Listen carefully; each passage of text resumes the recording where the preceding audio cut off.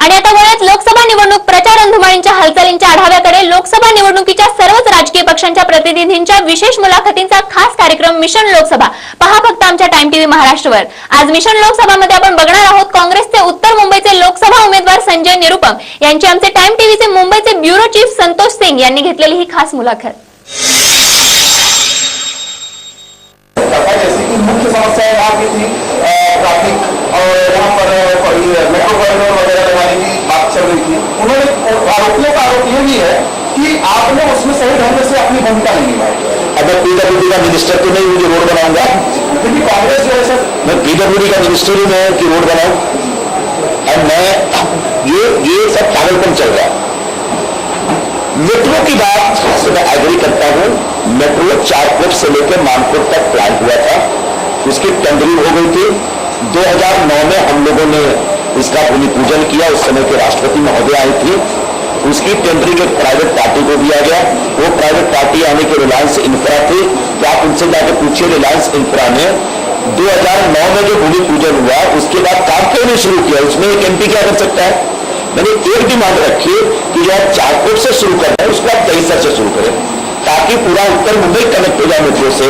और आखिरकार भारत सरकार ने मेरे निवेदन को 2 वर्षों की मेहनत के बाद स्वीकार किया. आने वाले दिनों में जो मेट्रो पुल शुरू होगा वो दहीसर से मानखोद होगा. अर्थात दहीसर और बोरीवली के लोगों को भी मेट्रो का फायदा होगा.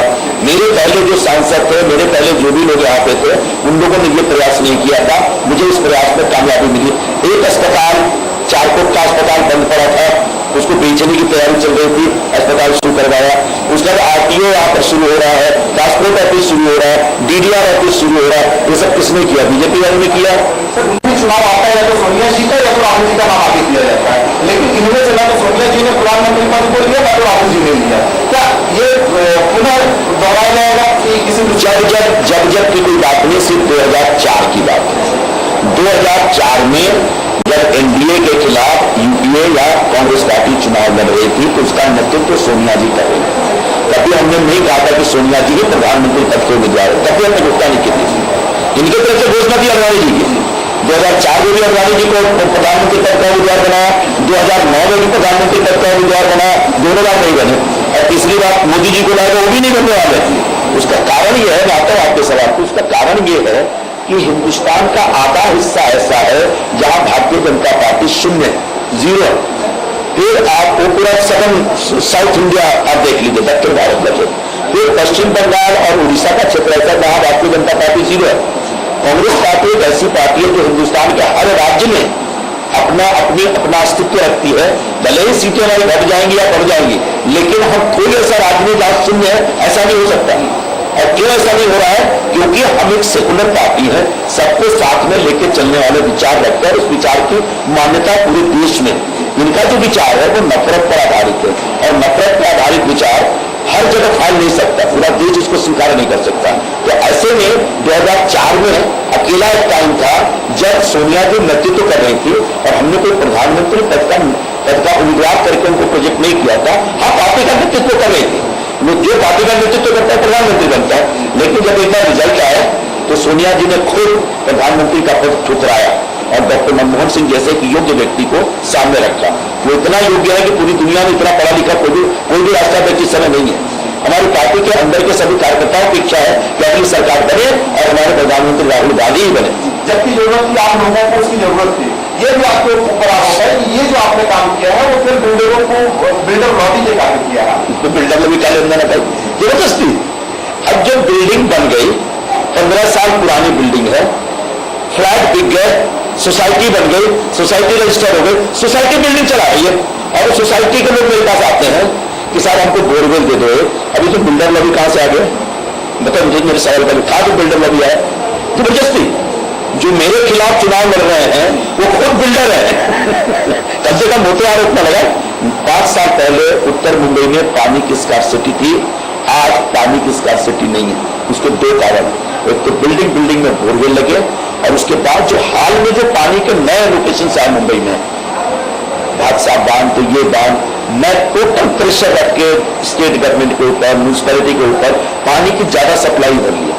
अगर लोखंड वाला एरिया के उदाहरण के तौर पर बोलते हैं, जाके देख लीजिए, वहां पर ओवर सप्लाई हो रही है पानी की. लोखंड वाला बिल्डिंग वाले लोग कह रहे हैं 5 साल पहले वहां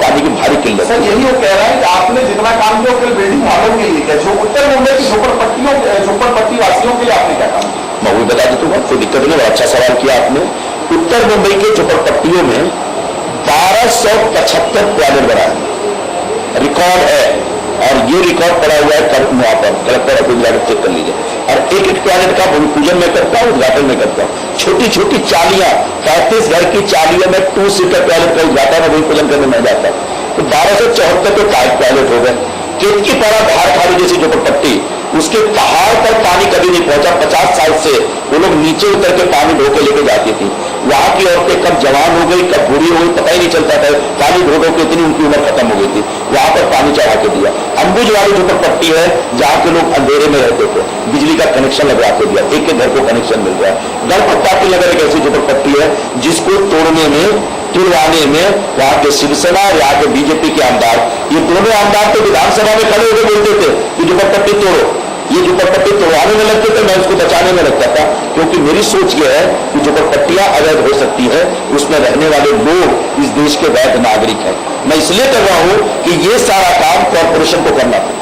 और कॉर्पोरेशन किसके कब्जे में है? तो शिवसेना और बीजेपी के कब्जे में। ये शिवसेना बीजेपी का काम था। 25 साल से शिवसेना बीजेपी वहां बैठी है।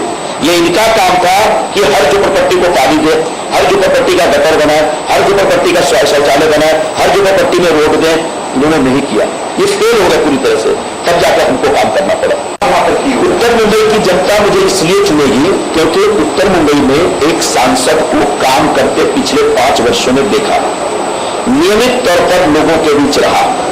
5 साल में पूरे 15,000 घंटे मैंने उत्तर मुंबई को दिए। सुबह अगर एक बार 11 बजे मैं एंट्री मारता हूं तो रात को 11-12 के बाद ही जाता हूं। जितना अगर 6,000 के आसपास सोसाइटीज होंगी तो मैं 4,000 सोसाइटी में विजिट कर चुका हूं और हर सोसाइटी में जाकर के कुछ ना कुछ काम किया है। हाँ, 1,000 सोसाइटी छूट गई मेरी। जो झोपड़पट्टियां, उन झोपड़पट्टियों में दबा के काम किया मैंने। बिल्डिंग वालों को पूरा न्याय दिया मैंने, चाहे उनका पानी का प्रश्न है, डीम कन्वींस का प्रश्न है, गैस के कनेक्शन का प्रश्न हो, हर विषय के ऊपर काम किया। चाहे मराठी भाषी को या गुजराती भाषी को, किसी के साथ भेदभाव नहीं किया। यहां तक कि मेरे दफ्तर में बीजेपी के भी लोग काम लेके आते हैं, मनसे के लोग काम लेके आते हैं, शिवसेना के लोग काम लेके आते हैं, कांग्रेस और एनसीपी के लोग आते ही हक से आते हैं। क्योंकि मेरा ये विचार था कि मैं जब चुनाव लड़ रहा हूं तो एक पार्टी का उम्मीदवार हूं। एक बार चुनाव जीत गया तो सिर्फ एक पार्टी का खासदार या सांसद नहीं हूं, पूरे क्षेत्र का सांसद हूं। और इस नाते सबका हक मुझकी मेरे ऊपर है। के बारे में क्या सोचते? थर्ड फ्रंट के जितने भी सहयोगी हैं कभी न कभी कांग्रेस से जुड़े हुए हैं, कभी न कभी कांग्रेस को समर्थन दिया हुआ है। अब सर्वे दिखा रहा है थर्ड फ्रंट जो है वो कांग्रेस से ज्यादा सीटें ला रही है, तो उसके ऊपर आपकी क्या विचार है? थर्ड फ्रंट हमेशा चुनाव के समय बनता है और चुनाव के बाद बिखर जाता है। तो ये ऐसी पार्टियां हैं जो बुनियादी तौर पर समाजवादी विचारधारा की हैं और धर्मनिरपेक्षता में विश्वास करती है। तो ऐसे सेकुलर फोर्सेज एक साथ, जो कांग्रेसी नहीं है और बीजेपी वाले भी नहीं है, ऐसे लोग एक अपना फ्रंट बनाते हैं। कोई दिक्कत नहीं, सभी फ्रंट बना सकते हैं। चुनाव हो जाता है। अच्छा, चुनाव होने से पहले उसमें कई सारे प्रधानमंत्री पद के दावेदार निकल के आते हैं। सभी लोगों को एक सामने दिखने लगता है कि मैं ही प्रधानमंत्री बन सकता हूं, मैं ही प्रधानमंत्री बन सकता हूं। लेकिन इस थर्ड फ्रंट में कोई कॉमन लीडर नहीं होता, कॉमन विचारधारा नहीं होती, कॉमन मिनिमम प्रोग्राम नहीं होता। और इस नाते अगर चुनाव के बाद सही मायने में कोई नेता अगर टॉलेस्ट लीडर हो, उसने मैनेज कर लिया तो प्रधानमंत्री बन जाता है, नहीं तो चुनाव के बाद पूरा थर्ड फ्रंट फिर से बिखर जाता है। उसके बाद तय करते किसके साथ जाना है। जाहिर सी बात है, सेकुलर लोग हैं, कम्युनल फोर्सेस के साथ नहीं जा सकती।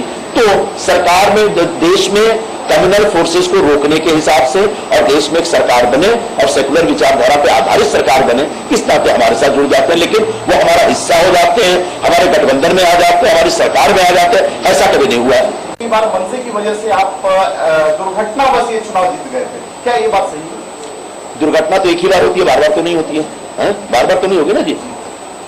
पिछली बार जब मैं जीता था तो लोगों ने क्रेडिट ले लिया कि हमारी वजह से जीत गए। इस बार मुझे अच्छा दिख रहा है कि किसी को क्रेडिट नहीं लेने दूंगा। सर, उनका कहना है कि हमारे अंदर ताकत थी, हमने पीएम कैंडिडेट को डिक्लेयर करके दिखाया। तो आखिर कांग्रेस ने बिना पीएम कैंडिडेट डिक्लेयर किए ऐसे चुनाव क्यों लड़ी? ऐसे कई बार होता है, वो कैंडिडेट ही डिक्लेयर करते हो, कैंडिडेट को बनता नहीं है इनका। ये तो मजाक की बात हो गई। लेकिन वैधानिक और संवैधानिक बात यह है, इस देश में प्रधानमंत्री वो बनता है जिसको लोकसभा के चुने हुए सदस्य अपना नेता चुनते हैं। जनता प्रधानमंत्री नहीं चुनती है, जनता एमपी चुनती है। और जब ये जिस पार्टी के पास ज्यादा एमपी होते हैं, उनके संसदीय दल का जो प्रमुख होता है वो प्रधानमंत्री पद का प्रधानमंत्री बनता है। तो चुने, बगैर सांसदों का चुनाव हुए अगर आप प्रधानमंत्री का नाम आगे कर देते हो तो हमारा प्रधानमंत्री ये आपका विषय है, लेकिन ये वैधानिक और संवैधानिक नहीं। इसलिए हम लोगों ने अपनी तरफ से कोई नाम नहीं दिया। लेकिन जिन लोगों को थोड़ा सा भी शक है, सुबह है, उनको मैं बता देना चाहूंगा कि हमारे प्रधानमंत्री राहुल गांधी जी हैं और फिर से यूपीए 3 आ रही है और राहुल गांधी प्रधानमंत्री बनेंगे।